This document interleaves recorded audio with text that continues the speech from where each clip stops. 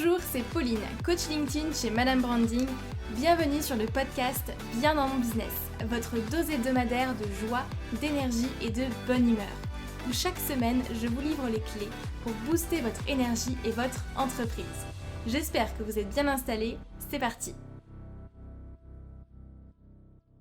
Bonjour et bienvenue sur cet épisode de podcast, j'espère que vous allez bien. Merci d'être là et merci d'écouter cet épisode. Aujourd'hui, sujet du jour, on va voir comment avoir une longueur d'avance sur ses concurrents à chaque fois, comment être toujours devant, comment être toujours à la page et du coup surpasser ses concurrents. Avant de démarrer, comme à chaque fois, j'aimerais faire une petite dédicace et cette semaine, je vais la faire à Puce 576. Alors je sais que c'est Perrine, du coup, donc merci Perrine pour ton petit mot qui m'a du coup laissé un petit commentaire sur Apple Podcast où elle me dit « Je tenais à te féliciter et t'envoyer un max de positive vibe pour le lancement de ton podcast.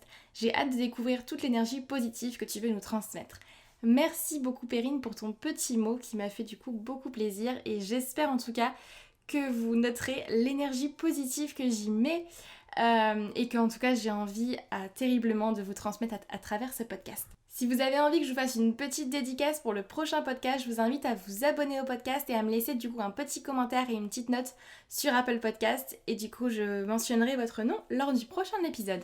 Si aujourd'hui vous êtes lancé en business, vous avez très certainement fait face ou vous faites encore face à ces problématiques. Peut-être qu'aujourd'hui vous vous dites « Mince, mais tout le monde fait la même chose que moi, comment est-ce que je peux me différencier ?» Je crois qu'aujourd'hui, il y a près d'1 million de coachs, consultants et formateurs rien que sur LinkedIn, d'accord ? Donc c'est énorme et quand on regarde les profils, la plupart, sur le papier en tout cas, font exactement la même chose et se présentent de la même manière. Peut-être qu'aujourd'hui vous vous dites aussi, est-ce que je dois proposer la même offre que mon voisin pour réussir ? Parce que si ça marche, ça marchera peut-être pour moi. Et si je ne connais pas ma valeur ajoutée, comment est-ce que je fais ? Quel est mon avantage concurrentiel ? Comment faire tout simplement pour surpasser mes concurrents ? Si vous posez du coup ces questions, cet épisode est fait pour vous. Alors attention, message pour vous, disclaimer, ce n'est pas très compliqué et c'est en fait beaucoup plus facile que ce que vous pensez. Alors, parlons de concurrence, parlons de compétition. Si vous êtes en business, vous devez certainement connaître qui sont vos concurrents, quelles offres est-ce qu'ils vont proposer, quel marketing est-ce qu'ils ont, quelle est leur façon de prospecter, comment est-ce qu'ils trouvent leurs clients, comment est-ce qu'ils communiquent auprès de leurs clients, est-ce qu'ils ont une stratégie de contenu ou pas, comment est-ce qu'ils s'adressent à leurs prospects tout simplement, comment leur business fonctionne. Première chose à intégrer déjà, c'est que la concurrence et la compétition, il faut le voir comme quelque chose de sain, d'accord ? C'est pas forcément négatif. Avoir de la concurrence, ça signifie tout simplement déjà que vous avez un marché qui existe, déjà que votre marché est là. Donc c'est forcément positif et il y a du travail. Moi j'ai choisi personnellement de voir plus la concurrence et la compétition de manière générale comme un challenge, comme quelque chose qui va me propulser vers le haut, qui va me tirer vers le haut et me booster en énergie et va me donner envie en fait d'avancer tout simplement. Et dans cet épisode, on va voir simplement comment passer outre cette concurrence et comment avoir une longueur d'avance sur vos concurrents. En écoutant ce podcast, je vais vous demander s'il vous plaît de faire comme si vos concurrents n'existaient pas. Je vais vous demander de vous mettre un petit peu dans une petite bulle autour de vous et d'imaginer 2 secondes que vous êtes seul sur votre marché. Je vais vous demander de fermer les yeux. Je vous invite vraiment à le visualiser et à prendre quelques secondes pour le faire. Vous êtes seul aujourd'hui sur votre marché, vos concurrents n'existent pas. Alors, vous allez me prendre pour une folle, certainement. Mais je vais vous dire une chose. Quand on travaille sa marque personnelle, d'accord, son image de marque personnelle, on n'a plus de réels concurrents, car il n'y a personne d'autre comme vous. Je m'explique. Il n'y a personne d'autre qui fera votre travail exactement de la même manière que vous. Personne qui transmettra la même passion, la même énergie que vous. Vous avez forcément une façon unique de délivrer vos prestations. Vous êtes unique. Donc automatiquement, la concurrence n'existe pas. Vos concurrents n'existent pas puisque vos concurrents ne font pas la même chose que vous. D'accord ? Ne proposent pas les mêmes services de la même manière que vous. Donc on s'en fiche des produits, des offres, des services des autres. Il faut bien comprendre qu'à partir du moment où vous travaillez votre marque personnelle, votre communauté est là pour vous. Elle est là pour votre personnalité, pour ce que vous allez justement apporter en plus, parce que vous êtes vous, tout simplement. Et c'est pour ça que je dis que la concurrence n'existe pas. À partir du moment où vous travaillez vraiment votre marque personnelle et vous différenciez, vous allez nécessairement attirer des personnes qui vous ressemblent, des personnes qui seront bonnes pour vous, des bons clients en fait tout simplement, et vous allez automatiquement repousser tout le reste. Alors attention parce que je sais qu'il y a souvent du coup tendance à justement copier ce qui marche chez les autres et c'est tout à fait normal si aujourd'hui vous débutez parce que souvent quand on débute justement on cherche encore notre positionnement, on ne sait pas trop comment se positionner, on ne sait pas forcément quel petit plus on a par rapport aux autres, comment se différencier, quelle est notre valeur ajoutée et c'est tout à fait normal. Par contre, si vous faites ça, vous allez avoir un petit souci. Vous allez attirer des personnes intéressées, oui, puisque votre marché existe. Pour vos concurrents, ça marche. Donc oui, vous allez effectivement attirer des personnes qui sont intéressées par ce que vous faites et qui potentiellement peuvent être des clients. Par contre, ces personnes-là vont partir et aller voir ailleurs le moment où une autre personne qui du coup fait la même chose que vous, qui va se caler sur votre business model, sur votre image de marque également, un autre entrepreneur va venir et va faire la même chose que vous pour 5 ou 10 euros de moins. Et du coup, votre communauté va automatiquement partir. Donc, vous n'aurez pas de communauté engagée de cette qualité-là, en fait, et votre audience ne sera pas forcément fidèle.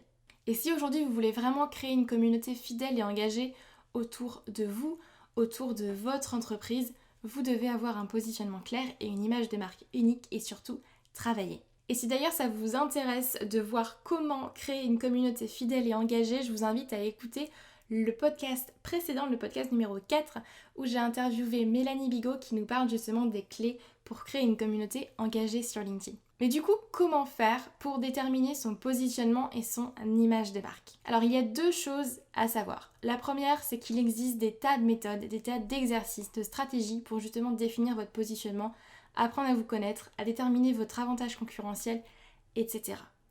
Par contre, la méthode parfaite n'existe pas. Moi j'ai fait plein d'exercices déjà et je peux vous assurer une chose, c'est qu'un positionnement, vous n'allez pas le trouver en un claquement de doigts. D'accord? C'est un travail qui doit se faire sur du long terme et qui ne se fait pas effectivement en quelques secondes ou en quelques heures, en quelques jours même. D'accord? Et c'est mon deuxième point justement. Vous avez tort de penser que vous allez trouver et clarifier votre positionnement en quelques heures, en quelques jours, quelques semaines même. Et puis que celui-ci surtout restera le même. Un positionnement va forcément évoluer avec le temps, aussi bien que vous, puisque vos envies, vos centres d'intérêt évolueront forcément avec le temps. Et là vous allez me dire, ok, mais du coup, qu'est-ce que je fais? Je suis perdue. Alors ce que je vais faire, c'est que je vais tout simplement vous parler de mon parcours et de mes exercices, les exercices que moi j'ai fait et que pour la plupart, je donne effectivement à mes clients lorsqu'on travaille leur positionnement. Première chose à faire, je vous invite à lister 10 choses que vous avez accomplies dans votre vie et dont vous êtes fiers. D'accord? Ça peut être des choses très banales en fait. Moi je sais que quand j'avais fait cette liste par exemple, j'avais noté « Je suis fière d'avoir obtenu mon baccalauréat ». Aujourd'hui, le bac ça me paraît tellement loin et ça me paraît beaucoup plus facile aujourd'hui, mais à l'époque je vous assure que j'étais extrêmement fière et ça me paraissait une montagne pas possible. Dans cette liste, n'hésitez pas non plus à tirer parti également de vos échecs, je dirais, et pas forcément de vos réussites. Je m'explique. Par exemple, sur cette liste-là, moi je sais que j'avais noté « Je suis fière d'avoir persévéré ou d'avoir continué après tel et tel échec ». Je sais qu'aujourd'hui, la persévérance, c'est une de mes plus grandes forces et je suis fière effectivement de n'avoir rien lâché et d'avoir continué après tel ou tel échec. Et ensuite, une fois que vous avez ces 10 choses, je vous invite à vous demander du coup quelles sont les qualités, les compétences ou les savoir-être qui en ressortent, quelles compétences ou savoir-être vous avez mobilisé et que du coup vous allez pouvoir réutiliser en fait dans votre business. Deuxième petit exercice, je vous invite à faire des tests de personnalité. Alors, il y a beaucoup de sites pour faire des tests de personnalité, mais l'important c'est que ce soit des tests de personnalité qui vous donnent vos forces derrière. Vous avez cercepersonnalité.com, vous avez le test Gallup qui est très bien fait, qui est payant par contre celui-ci, et le Fascination Test également, qui est payant aussi, mais qui est vraiment très bien parce qu'il vous donne exactement en fait vos forces et comment vous pouvez les implémenter dans votre business. Donc je vous invite à faire un de ces 3 tests ou un autre si vous en trouvez un et à noter en fait vos 5 forces et à vous demander comment est-ce que je peux utiliser ces forces-là dans mon business. Comment est-ce que je peux les implémenter dans mon offre? Comment est-ce que je peux les utiliser dans ma communication? Je vais vous donner un exemple personnel. J'ai refait le Fascination Test au mois de décembre et 2 de mes forces qui sont ressorties, c'était le prestige et la passion. Ce qui montre que j'ai besoin de partager et de me connecter justement aux autres en partageant ma passion et mon énergie. Et c'était d'ailleurs une des raisons pour lesquelles je me suis dit ok, c'est le moment, je vais créer mon podcast et je vais surtout inviter sur mon podcast des invités de prestige. Ensuite, exercice numéro 3, une fois que vous avez listé ces 10 choses que vous avez accomplies dans votre vie, que vous savez du coup quelles compétences, quel savoir-être vous avez mobilisé et que du coup vous avez défini vos forces actuelles, je vous invite à noter du coup vos super pouvoirs. Du coup, quels sont vos super pouvoirs et comment est-ce que vous pouvez les utiliser dans votre business. Par exemple, un de mes super pouvoirs, c'est que je vais au cœur des choses. Quand je travaille sur quelque chose ou quand j'ai un nouveau projet ou quand j'accueille un nouveau client, je vais au cœur des choses, je me donne corps et âme là-dedans et en général, rien ne passe à la trappe avec moi puisque j'ai une grande attention aux détails. Et pour moi, en tout cas, je suis quelqu'un qui pense fermement que l'excellence se retrouve dans les détails et c'est pour ça qu'aujourd'hui j'en fais une de mes forces. Donc ces 3 petits exercices-là, c'est des exercices à faire et à refaire régulièrement pour justement pouvoir affiner votre positionnement. Et je vous assure que le jour où j'ai compris l'importance justement de développer sa marque personnelle, c'est le jour aussi où j'ai arrêté de me comparer aux autres et de me dire tiens, je devrais faire ça, je devrais faire ça, je devrais faire ça parce que le voisin le fait. J'ai commencé également à attirer des personnes qui avaient les mêmes valeurs que moi et avec qui j'arrive à me connecter tout de suite. Vous savez, c'est ce genre de personnes-là où vous commencez à échanger avec eux et vous vous dites pouah, j'ai l'impression de connaître cette personne depuis 10 ans. Et on est tout à fait du coup sur la même longueur d'onde. Autant dans votre business que dans votre vie, je vous assure que ça changera beaucoup de choses puisque déjà, les personnes achèteront beaucoup plus facilement vos services. Vous n'aurez pas forcément besoin d'argumenter énormément puisque la personne saura que vous êtes la meilleure personne pour l'accompagner, elle se connaîtra beaucoup plus facilement à vous en fait. Et du coup, vous n'aurez même pas forcément l'impression de vendre. Si aujourd'hui la vente vous fait peur et vous avez peur de vendre, vous n'avez pas envie forcément de vendre et vous voyez la vente comme quelque chose de négatif, développez votre marque personnelle, vous verrez, vous serez beaucoup plus à l'aise avec ça. Et si d'ailleurs la vente vous fait peur et que vous n'êtes pas forcément à l'aise avec la vente, j'avais fait également une interview, c'était l'épisode 2 de ce podcast avec Mario Ricardo où on a parlé justement de la vente pour ceux qui ne sont pas forcément vendeurs. Et surtout, le jour où j'ai compris qu'il fallait que je travaille effectivement ma marque personnelle, où j'ai commencé à travailler mon positionnement, c'est le jour également où j'ai arrêté de stresser et de me demander mais qu'est-ce que je dois faire ?